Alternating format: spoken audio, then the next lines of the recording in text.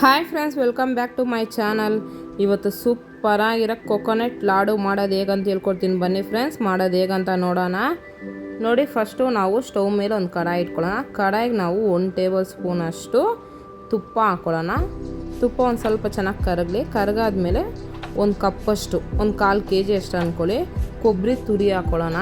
ತುರಿದಿರೋದು ನಿಮಗೆ coconut powder ಅಂತ fresh ಮತ್ತು ಡಿಮಾರ್ಟು ಈ ಥರ ಜಾಗದಲ್ಲೆಲ್ಲ ಸಿಗುತ್ತೆ. ಹಂಗಿಲ್ಲ ಅಂದ್ರೂ ಮನೇಲಿ ಕೊಬ್ಬರಿ ಇದ್ದರೆ ಆ ಕಪ್ಪಗಿರೋ ಭಾಗನ ಸಿಪ್ಪೆ ತೆಗೆದುಬಿಟ್ಟು ವೈಟಿಗಿರೋದನ್ನ ಮಾತ್ರ ಮಿಕ್ಸಿ ಜಾರ್ಗೆ ಹಾಕ್ಕೊಂಡು ನೀವು ರುಬ್ಕೋಬೋದು. ನೋಡಿ, ಇವಾಗ ಚೆನ್ನಾಗಿ ಬ್ರೌನ್ ಕಲರಾಗಿ ಫ್ರೈ ಆಗಿದೆ.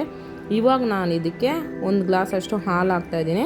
ಹಾಲು ನೋಡ್ಕೊಂಡು ಹಾಕ್ಕೊಳ್ಳಿ, ತುಂಬ ನೀರಾಗಿರಬಾರ್ದು, ಸ್ವಲ್ಪ ಗಟ್ಟಿಯಾಗಿರಬೇಕು. ನೋಡಿ, ಈ ಥರ ಹಾಲು ಹಾಕ್ಬಿಟ್ಟು ಒಂದು ಸೌಟು ಎತ್ಕೊಂಡು ಚೆನ್ನಾಗಿ ಮಿಕ್ಸ್ ಮಾಡಿ.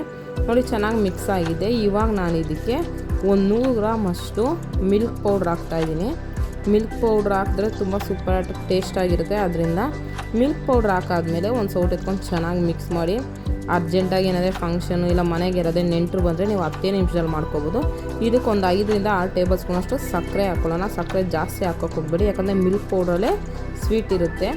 ಸಕ್ಕರೆ ಹಾಕಾದ್ಮೇಲೆ ನೋಡಿ, ಈ ಥರ ಸಕ್ಕರೆ ಕರಗಿದ್ರೆ ಒಂದು ಸ್ವಲ್ಪ ನೀರಾಗುತ್ತೆ. ಸ್ಟವ್ ಮೇಲೆ ಇಟ್ಕೊಂಡು ನೀವು ತಿರುಗಿಸ್ತಾ ಇರಿ, ಬೇಗ ಗಟ್ಟಿ ಆಗುತ್ತೆ. ನೋಡಿ, ಇವಾಗ ನಿಮ್ಗೆ ಗೊತ್ತಾಗುತ್ತೆ ಚೆನ್ನಾಗಿ ಗಟ್ಟಿಯಾಗಿದೆ.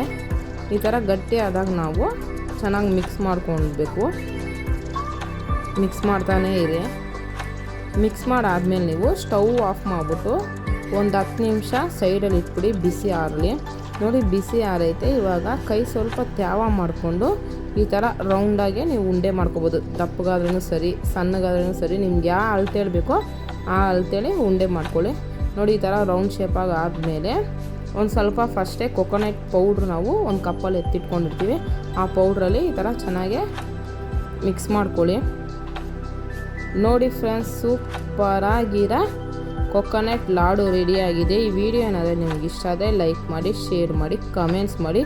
ಮರಿದಿರ ನಮ್ಮ ಚಾನಲ್ನ ಸಬ್ಸ್ಕ್ರೈಬ್ ಮಾಡಿ friends. Thank you so much.